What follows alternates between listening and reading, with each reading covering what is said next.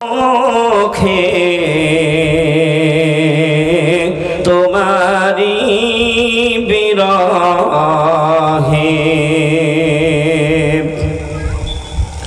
কত আশিক দেখে তোমাকে স্বপ্নে তোমায় দেখা কি পাবো না আমার জীবনে কত আশিক দেখে তোমাকে স্বপ্নে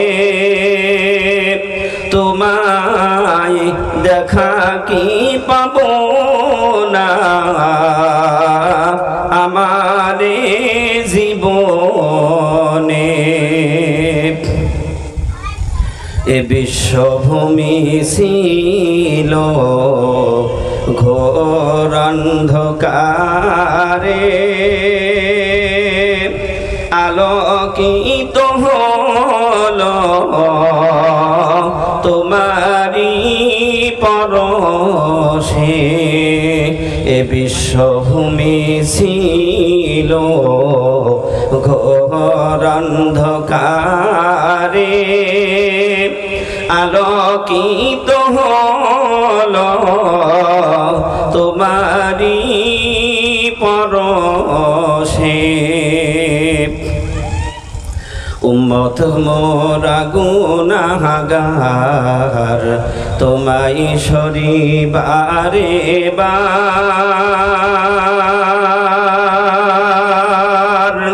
মোদের কাউসার পিলায়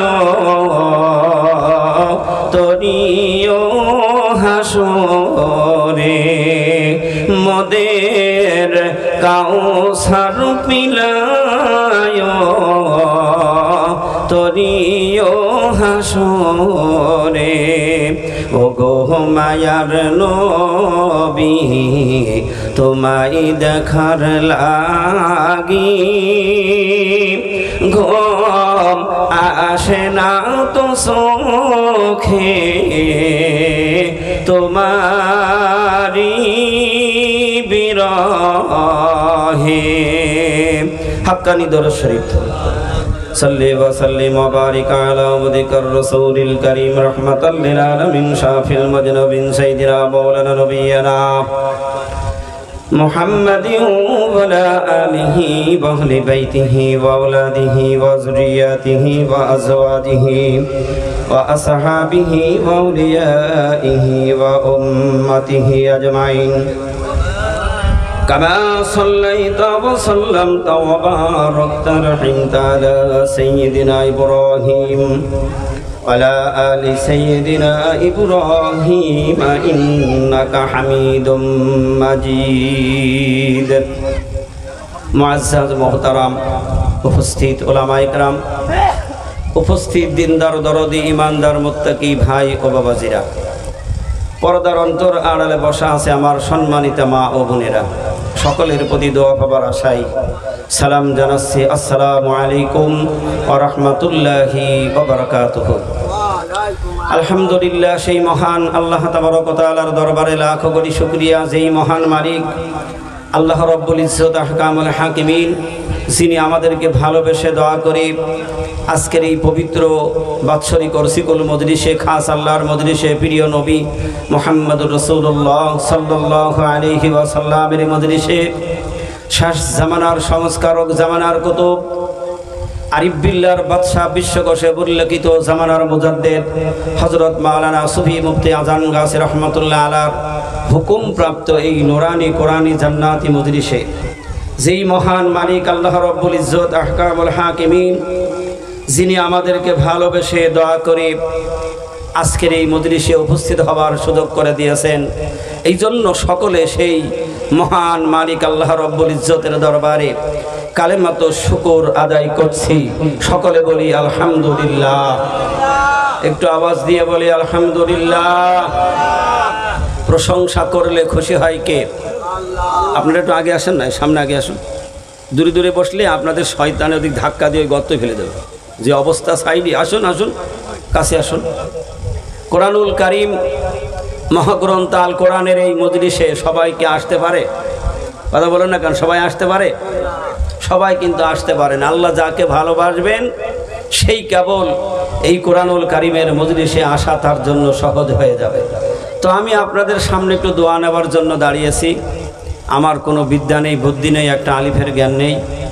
আপনারা আল্লাহওয়ালা আছেন, তাকওয়া পরহেজগারী আছেন, হাফেজ কারি, মুফতি, মুহাদ্দিস আজকের এই মজলিসে উপস্থিত আছে।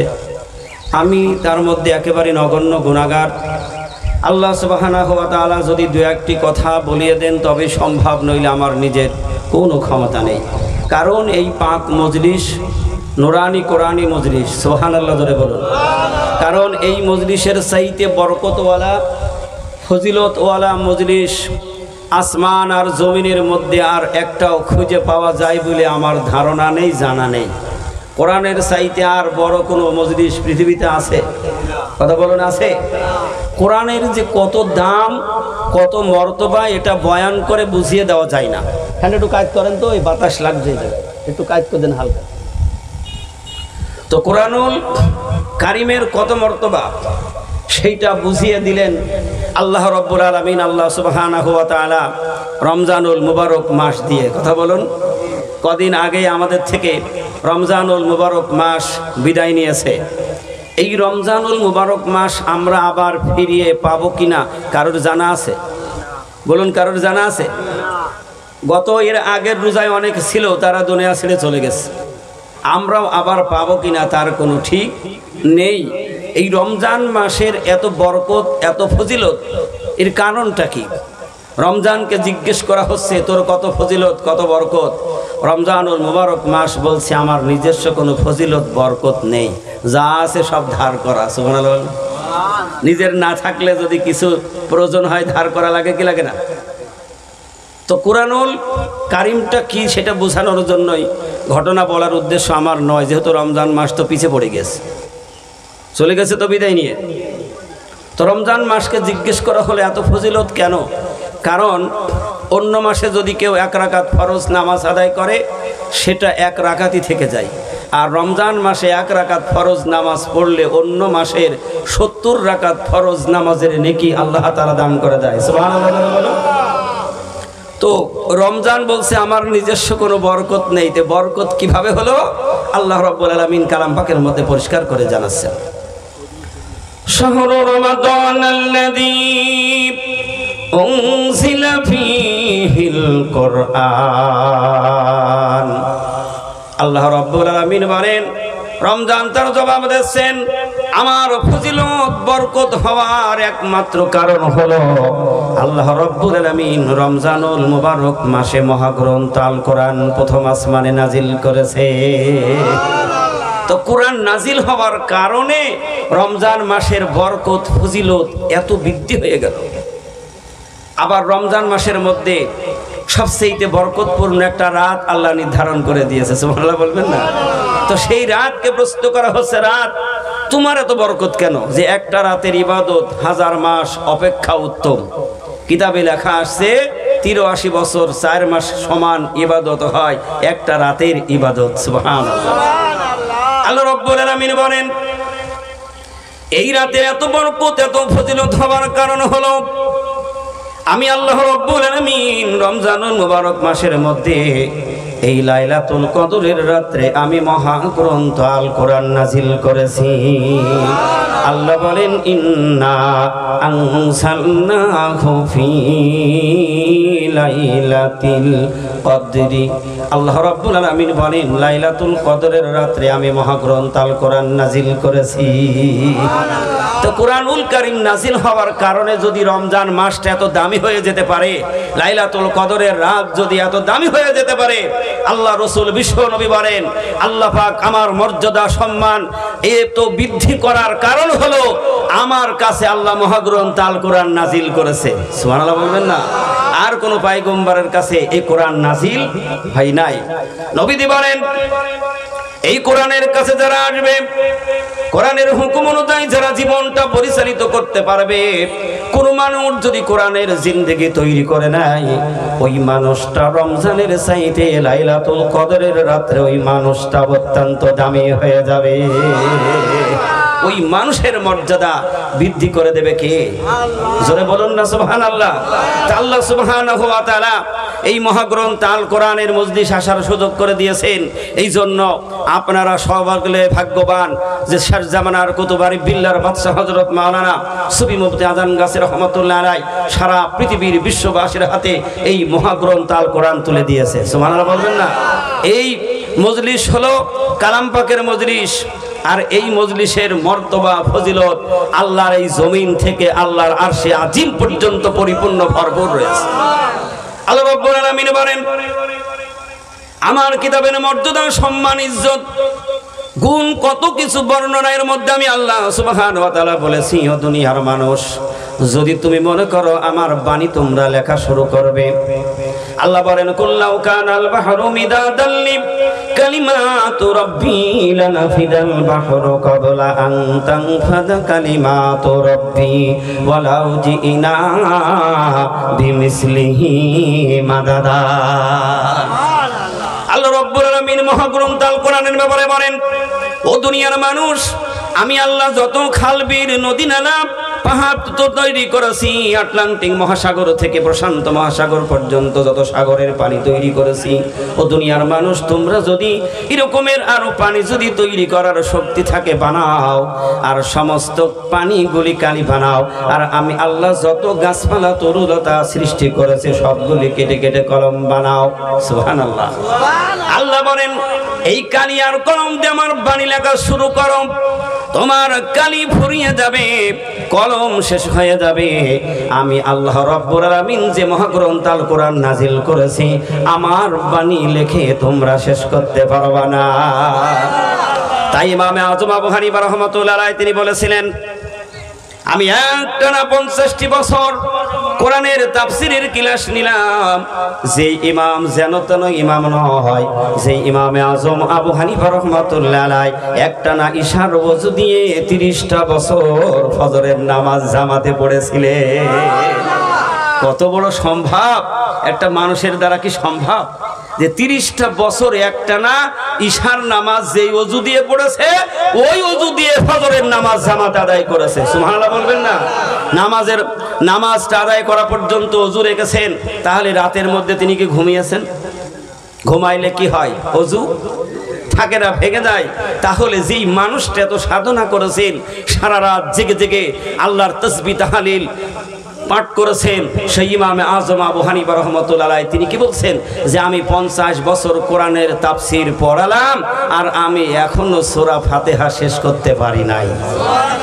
তাহলে এই বের বুঝুন মহাগ্রন্থ আল কোরআনের মর্তবা ফজিলত কত বড়। এমনি রমজান মাসের বরকত হয়। সুবহানাল্লাহ বলবেন না? আল্লাহ রাসূল শ্রেষ্ঠ হয়েছে তার কারণ নবীজির উপর আল্লাহ কোরআন নাজিল করেছে। তাহলে এই নবীজির উম্মতরাও তারা দামি হবে, কারণ আমাদের উপরও সেই মহাগ্রন্থ আল কোরআন আছে না নাই? আল্লাহ কিয়ামত পর্যন্ত সংরক্ষণ না করে। আল্লাহ রাব্বুল আলামিন বলেন, ও দুনিয়ার মানুষ, তোমরা যদি আমার মহাগ্রন্থ আল কোরআন যদি নিভিয়ে দেওয়ার চেষ্টা করো, যদি তুলে দিতে চাও, তাহলে তোমরা পারবা না, শত চেষ্টা করেও পারবা না। আল্লাহ কালাম পাকের মধ্যে তার জবাব দিয়েছেন।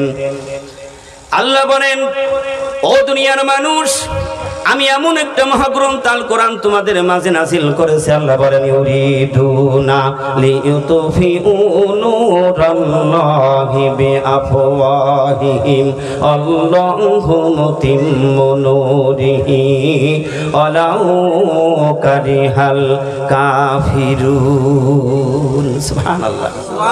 আল্লাহ রাব্বুল আলামিন বলেন, দুনিয়ার মানুষ, তোমার মুখের ফুকদারে মনে করছো কালাম নিভিয়ে দেবে না, পারবা না, কারণ কোরআন নাজিল করেছে আমি আল্লাহ, আর এই কোরআনের বাড়ি ঘর হলো আমি আল্লাহর লাউহে মাহফুজে।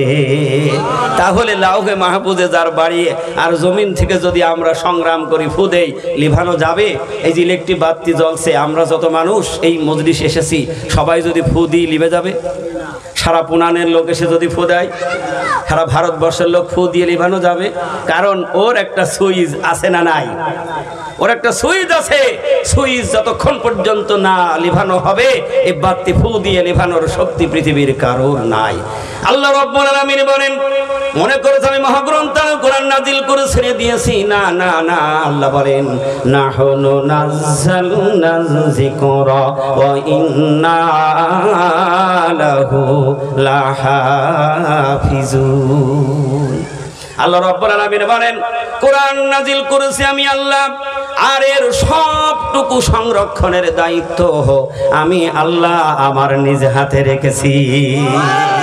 তাহলে যারাই কোরআনের কাছে আসবে তারা সংসাধন হয়ে বিশ্বের শ্রেষ্ঠ মানুষ হয়ে যাবে। সমাধান চাও যদি জীবনে মরণে, ফিরে চাও খুঁজে নাও চোখ রাখো কোরআনে। সমাধান, সবাই পড়ি, সমাধান চাও যদি জীবনে মরণে, ফিরে চাও খুঁজে নাও চোখ রাখো কোরআনে। তবেই পাবে সুখ শান্তির ঠিকানা, তবেই পাবে সুখ শান্তির ঠিকানা, মেনে যদি নাও তুমি মনে প্রাণে। সমাধান ও সমাধান, সমাধান চাও যদি জীবনে মরণে, ফিরে চাও খুঁজে নাও চোখ রাখো কোরআনে। এজিয়াক অম্লান চির মুক্তির ডাক, এজি মহাবাণী খোদারি কালামে পাক। এজিয়াক অম্লান চির মুক্তির ডাক, এজি মহাবাণী খোদারি কালামে পাক। এই দুনিয়ায় আর সেই দুনিয়া, এই দুনিয়ায় আর সেই দুনিয়া, শান্তি পাবে তুমি দোজাহানে। সমাধান ও সমাধান, সমাধান চাও যদি জীবনে মরণে, ফিরে চাও খোঁজে নাও চোখ রাখো কোরআনে। সুবহানাল্লাহ। এই জন্য শেষ জামানার সংস্কার জামানার কুতুব আরিফ বিল্লাহর বাদশা হযরত মাওলানা সুফি মুফতি আদান গাছী রহমাতুল্লাহ আলাইহি 14টি বছর তিনি সাধনা করে দেখলেন বিশ্বের মানুষের কোন কাজ করলে মানুষগুলি খাঁটি মানুষ বানানো যাবে, মানুষের আত্মাটাকে পরিশুদ্ধ করে নেক আত্মা তৈরি করানোর কারখানা তৈরি করা যাবে। এই সাধনায় চিন্তা ফিকির গবেষণা করতে করতে একটানা 14টি বছর শরীর জঙ্গলে কেটে গেল। কত বছর? কলা গাছ ফুলে যেরকমের হয় এরকমের পীর আজান গাছী রহমাতুল্লাহ আলাইহি নয়। তিনি কার হুকুমে পৃথিবীতে এসেছেন আমরা জানি কেউ? মহাগ্রন্থ আল কোরআনে আল্লাহ বলছেন আল্লাহর ওলিরা যারা পৃথিবীতে এসেছে তারা আল্লাহর হুকুমে এসেছে। জোরে বলতে হবে সুবহানাল্লাহ। কিন্তু বিশ্বের মানুষ আজকে আমরা অনেক গবেষণা অনেক চিন্তা ফিকির করছি, কিন্তু আসলে কোরআনের কাছে কেউ আসি না। বলি আল্লাহর কথা কে বলেছেন? যেমন আল্লাহ তাআলা বলছেন, আমি একটা আয়াত পড়েছি, আল্লাহ পাক নিজে বলছেন কামা আরসালনা ফীকুম রাসূলাম মিনকুম ইয়াতলু আলাইকুম আয়াতিনা ওয়া ইউযাক্কিকুম ওয়া ইউআল্লিমুকুমুল কিতাবা ওয়াল হিকমা ওয়া ইউআল্লিমুকুম মা লাম তাকুনু তা'লামুন। আল্লাহ রাব্বুল আলামিন মহাগ্রন্থ আল কোরআনে বলে দিলেন, হে দুনিয়ার মানুষ, আমি তোমাদের মাঝে এমন একজন রসুল প্রেরণ করেছি যেই রসুলের কাছে আমি হিকমতপূর্ণ জ্ঞান দিয়েছি, যার কাছে আমি মহাগ্রন্থ বাণী দিয়েছি, আমি নূর দিয়েছি, আর ওই নূর দিয়ে ওই বাণী দিয়ে বিশ্বের মানুষের আমার পায়গম্বর ওয়ায়ুযাক্কিকুম ওয়ায়ুআল্লিমুকুমুল কিতাবা ওয়াল হিকমা, এই কিতাবের জ্ঞান তাদের মাঝে ঢুকিয়ে দিয়ে বিশ্বের সমস্ত মানুষগুলি তাদেরকে পবিত্র বানাবে। কেন কথা বললেন? কারণ যেই জামানায় আল্লাহ রসুল পৃথিবীতে আসলেন ওই জামানাটা ছিল একটা জাহেলাতপূর্ণ জামানা, একটা বর্বর অন্ধকারের মধ্যে মানুষ একেবারে ছিল। মানুষের মধ্যে ভালো মন্দ কোনো জ্ঞান ছিল না, মানুষের মধ্যে হালাল হারামের বিচার ছিল না, নারী পুরুষ জিনা ব্যভিচারী হত্যা সন্ত্রাসী চাঁদাবাজি এটা কোনো মানুষের মধ্যে কোনো ব্যাপার ছিল না। মানুষ জীবন্ত তাদের কন্যা সন্তানকে মেরে ফেলে কবর দিয়ে দিত। তাহলে সেই জামানার মানুষগুলি ছিল সবচেয়ে নির্যাতিত অবহেলিত, কথা ঠিক না বেঠিক? ঠিক এমন একটি জামানায় বিশ্ব নবী মুহাম্মদ রাসূলুল্লাহ সাল্লাল্লাহু আলাইহি ওয়াসাল্লাম তিনি পৃথিবীতে আসলেন। সত্যের ডাক দিয়ে মানুষদের কাছে যখন এই সত্য তুলে ধরলেন, যারা সেই ডাকে সাড়া দিল তারা বিশ্বের শ্রেষ্ঠ মানুষ হয়ে গেল। সুবহানাল্লাহ বলবেন না? আমিরুল মুমিনিন ওমর ফারুক রাদিয়াল্লাহু তাআলা আনহুর মতো মানুষ, সেটা জাহেল মানুষ ছিল, তার মধ্যে না ছিল বিদ্যা, না ছিল কোনো জ্ঞান, না ছিল কোনো এলেমের খবর। সেই মানুষটা ছিল একটা মসজিদ রাখাল। কি ছিলেন? ইতিহাস দেখতে হবে। একটা মসজিদ রাখাল থেকে নবীজির সংস্পর্শে আসার কারণে, এই কোরআন ধারণ করার কারণে, কোরআনের জ্ঞান যখন তার আত্মার মধ্যে নিয়ে নিল, উমর হয়ে গেল বিশ্বের শ্রেষ্ঠ মানুষ। জোরে বলতে হবে সুবহানাল্লাহ। সেই আমিরুল মুমিনিন ওমর ফারুক রাদিয়াল্লাহু তাআলা আনহুর 37তম উত্তরসূরি পুরুষ হযরত মাওলানা সুফি মুফতি আজান গাছী রাহমাতুল্লাহ আলাইহি। সুবহানাল্লাহ বলবেন না? কোন দরজার ওলি আল্লাহর মজলিসে আপনারা বসেছেন, আর এই মজলিসে এক সেকেন্ড মুহূর্ত যদি কেউ বসার পরে জিন্দেগিতে তার আর সুযোগ হবে না, মৃত্যু হয়ে যেতে পারে, এটা কারোর ঠেকাবার ক্ষমতা নেই। কথা বলেন না কেন? এই যে আমরা এসে বসেছি, আমি দাঁড়িয়ে কথা বলছি, বসতে পারবো এর কোনো শক্তি আছে? বসতে পারবো এর কোনো গ্যারান্টি আছে? কথা বলেন না কেন? কিন্তু সুফি মুফতি আজান গাছী রাহমাতুল্লাহ আলাইহি তিনি অত্যন্ত কঠিন কঠোর সাধনা করে তিনি বিশ্বের মানুষের কাছে এমন একটা নূর, এমন একটা মহাবাণী আজকে হাতে তুলে দিলেন। এক সেকেন্ড বসে চলে গিয়েছেন, মৃত্যু হয়ে গিয়েছে, কিন্তু কিয়ামত পর্যন্ত কবরে শুয়ে শুয়ে সাদগায়ে জারিয়ার নেকি পাইতেই থাকবে। সুবহানাল্লাহ জোরে বলুন। শুধু একদিন না দুদিন, কোন পর্যন্ত?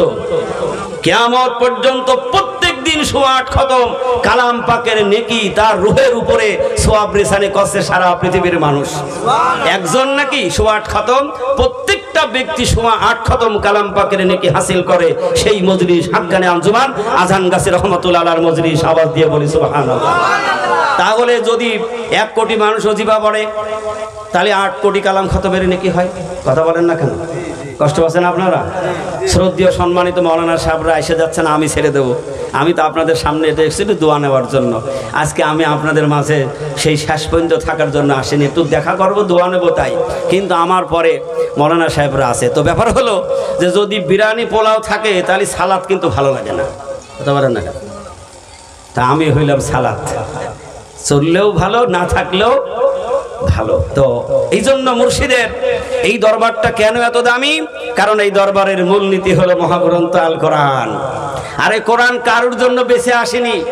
কে ধনী আর কে গরিব, কার চেহারা ভালো কার চেহারা খারাপ, এগুলি বাছাই করা হয়নি। কথা বলেন না কেন? যদি বাছাই করা হতো বিলাল মুয়াজ্জিন হওয়ার সুযোগ পেত? মুয়াজ্জিন হওয়ার কোনো সুযোগ তার ছিল না। মানুষটা খাটো মানুষ। আপনাদের দেশে ছোট মানুষই কয় লাটা মানুষ, না বলে না যে লেঠা? ছোট মানুষ, মাথার চুলগুলো তাল গাছের মতো খাড়া খাড়া, আর এত কালো যে ওর উপরে কালি লাগাইলে বোঝা যাবে না কালি না ওর চেহারা। আল্লাহু আকবার বলেন। কিন্তু কেন দাম হয়ে গেল? কোরআনের কাছে আসার কারণে, কোরআনের হুকুম অনুযায়ী নিজের জীবনটাকে তৈরি করার কারণে আল্লাহ রাব্বুল ইজ্জত তার এই জমিন থেকে আল্লাহর আরশে আজিম পর্যন্ত সম্মান বৃদ্ধি করে দিয়েছে। আওয়াজ বলুন সুবহানাল্লাহ। আল্লাহ রাব্বুল আলামিন যে কথা বলতে গেলাম, আল্লাহ রাসূল কোরআনের বাণী মানুষের কাছে যখন হিদায়াতের বাণী পৌঁছিয়ে দিলেন, মানুষ যখন রাসূলের কাছে আসলেন, নিজের ভুল বুঝতে পারলেন, এক একজন কোটি কোটি গুনার বোঝা নিয়ে নবীদের দরবারে এসেছে, নিজের জিন্দেগির সব কথাগুলি যখন প্রকাশ করে দিয়েছেন, আল্লাহ রাসূল সাথে সাথে বলেছেন, ও আল্লাহর বান্দা, তুমি আমার জবানের সাথে কালেমা শাহাদাতটা পাঠ করে নাও। কালেমা শাহাদাত পড়িয়ে দিয়েছেন, তওবা কাটিয়ে দিয়েছেন। আর আল্লাহ রাসূল বিশ্ব নবী মুহাম্মদ রাসূলুল্লাহ সাল্লাল্লাহু আলাইহি ওয়াসাল্লাম সাথে সাথে নিজের জবান দিয়ে পরিষ্কার শুনিয়ে দিয়েছেন, আল্লাহর বান্দা, তোমার তামাম জিন্দেগীর গুনাহগুলি আমার আল্লাহ মাফ করে দিয়েছে। তার দলিল মহাগ্রন্থ আল কোরআনের মধ্যে আল্লাহ বলেন, কুল ইন কুনতুম তুহিব্বুনাল্লাহ الله فاتبعوني يحببكم الله ويغفر لكم ذنوبكم الله غفور رحيم আল্লাহ বলেন হে আমার পয়গম্বর বিশ্ব নবী তুমি বলো কার কাছে বলো আল্লাহ তাআলা বলেন গোটা জাহানের সমস্ত মানব জাতির কাছে তুমি বলে দাও ওই সকল জাতি যদি আমি আল্লাহকে পাইতে চাই আমি স্রষ্টাকে পাইতে চাই এক এক ধর্মের মানুষ তো এক একটা নাম ধরে ডাকে কিন্তু যতই নাম বদলাক না কেন আল্লাহর বদল করার ক্ষমতা কারোর নাই আল্লাহর বদল করার কোনো ক্ষমতা আছে কথা বলেন না ক্ষমতা আছে একদিন ইমামে আজম আবু হানিফা রাহমাতুল্লাহর উস্তাদের কাছে একজন বেদুইন মানুষ এসে প্রশ্ন করেছে মাওলানা সাহেব আপনার কাছে একটা প্রশ্ন বলে কি প্রশ্ন করতে চাও বলো বলে সবাই তো তোমরা বয়ানে বলছো সব জায়গায় বলছো আল্লাহ এক আল্লাহর কোনো শরীক নেই তাহলে তুমি বলো আল্লাহর আগে এই পৃথিবীতে কে ছিল প্রশ্নটা সহজ না কঠিন মাওলানা সাহেব চিন্তা করেছেন যে সে যে প্রশ্ন করেছেন আর যিনি প্রশ্ন করছেন মনে করেছেন এত বড় কঠিন প্রশ্ন করলাম সে আমার আর উত্তর দিতে পারবে না বলে আল্লাহর আগে আর কি ছিল বলে আপনি আগে আসেন উস্তাদকে বললেন ইমামে আজম আবু হানিফা রাহমাতুল্লাহ তিনি ছাত্র জোরে বলুন না সুবহানাল্লাহ ছাত্র বলছে আমার হুজুর থাকবে আর আমি ছাত্র উত্তর দেব সুবহানাল্লাহ বলবেন না কেমন একটা আশ্চর্য কথা না যে উস্তাদকে বলছে আপনি থাকবেন আর আমি উত্তর দেব আপনি আমাকে অনুমতি দেন বলে ঠিক আছে বাবা দাও ইমামে আজম আবু হানিফা রাহমাতুল্লাহ ছাত্র মানুষ ওকে ডাক দিয়ে বলেন তুমি কি গুনতে পারো বলে হ্যাঁ জানি বলে তাহলে 1 থেকে 9 পর্যন্ত গুনলাম আমি আর এবার তোমার 9 থেকে নিচের দিকে গুনে আসো বেচারা গুনছে 9 8 7 6 5 4 3 2 1 বলে আরো যাও বলে এরপরে তার কোনো সংখ্যা নেই বলে লাস্টে কি বলেছো বলেছো 1 তো বলছে আমি এক বলছি নে আমার আল্লাহ রাব্বুল আলামিনের পক্ষ থেকে মহাগ্রন্থ আল কোরআনের মধ্যে আল্লাহ তাআলা নাযিল করে দিয়েছেন আল্লাহু আহাদ আল্লাহ আওয়াজ দিয়ে বলুন আল্লাহ এক আল্লাহর আগে আর কেউ নেই আল্লাহর পরে আল্লাহর মুখাপেক্ষী কেউ নেই আওয়াজ দিয়ে বলুন না সুবহানাল্লাহ মনে করেছে আমি কঠিন প্রশ্ন করেছি উত্তর হয়তো দিতে পারবে না কিন্তু সকল সমস্যার সমাধান আমার আল্লাহ রাব্বুল আলামিন এই জাতির সবগুলি খুলে খুলে এই মহাগ্রন্থ আল কোরআনের মধ্যে আল্লাহ বয়ান করেছে তাই আল্লাহ রাব্বুল আলামিনের সেই বাণীর উপরে রিসার্চ করে বৈজ্ঞানিকরা রিসার্চ করলেন জ্ঞানী মানুষ রিসার্চ করলেন বড় বড় পণ্ডিতরা রিসার্চ করলেন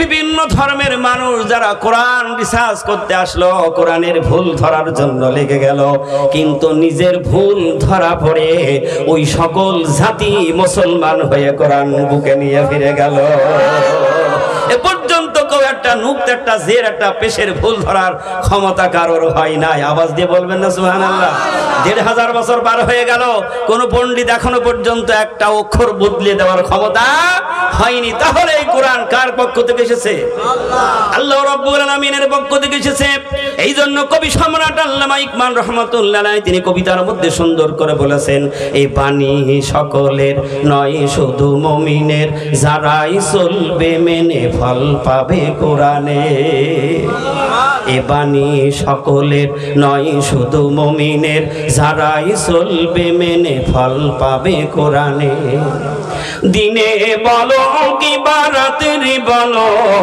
দিনে বলো কি বারাতরি বলো অশান্তি দূর করে শান্তি আনে সমাধান সমাধান চাও যদি জীবনে মরণে ফিরে যাও খুঁজে নাও চোখ রাখো কোরআনে ফিরে যাও খুঁজে নাও চোখ রাখো দরবারে সুবহানাল্লাহ বলে কেন দরবারের কথা বলে দিয়েছি সেই জামানায় আল্লাহর নবী বিশ্ব নবী মুহাম্মদুর রাসূলুল্লাহ সাল্লাল্লাহু আলাইহি ওয়াসাল্লামের কাছে যে গাইড ছিল সেটা হলো মহাগ্রন্থ আল কোরআন সুফি মুফতি আজান গাছী রহমাতুল্লাহ আলাইহি যেই পথ প্রদর্শক হয়ে বিশ্বের মানুষের ডাক দিয়েছেন মানুষের হাতে যেই ওজিফা তুলে দিয়েছেন এই ওজিফার কিছু নয় ওজিফা হলো মহাগ্রন্থ আল কোরআন সূরা ফাতিহা সূরা ইখলাস কালাম পাকের মধ্যে না বাইরে তাহলে যেই শ্রেণীর মানুষ বলে হাক্কানি আঞ্জুমানের লোকজন সব এটা শিরকি করছে, এটা বেদাতি করছে,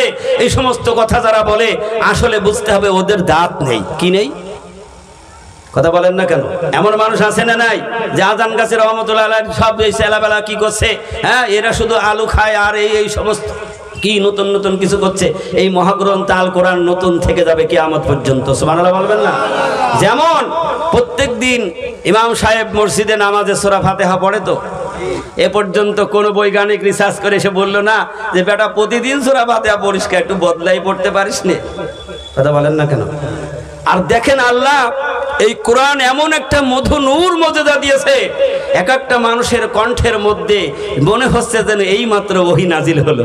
সুবহানাল্লাহ বলবেন না? তাহলে এই কোরআন কার বাণী? কার বাণী?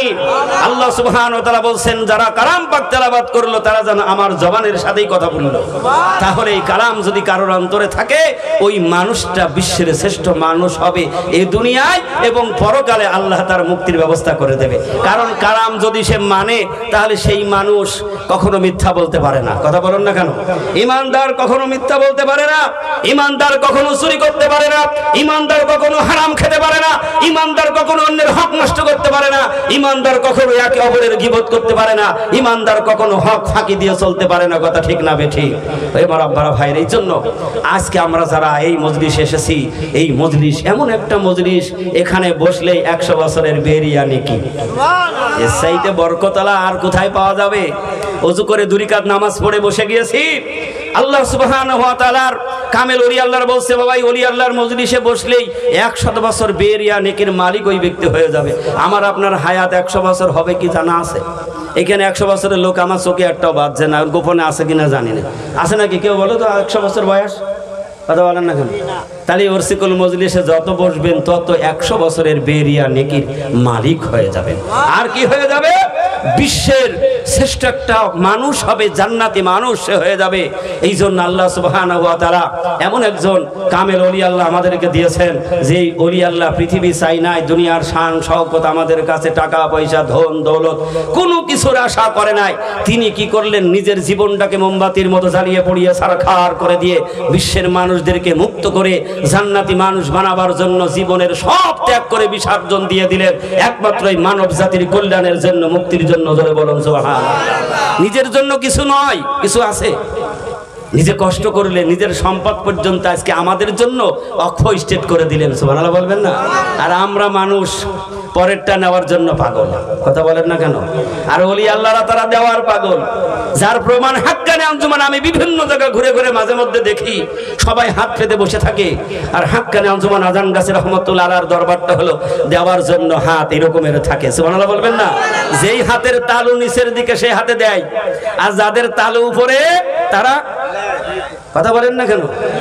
হেডলাইনে লিখে দিলেন বিনা পয়সায় দিন ও দুনিয়ার শান্তি ও মঙ্গল, রুহানি তরক্কের উপায়।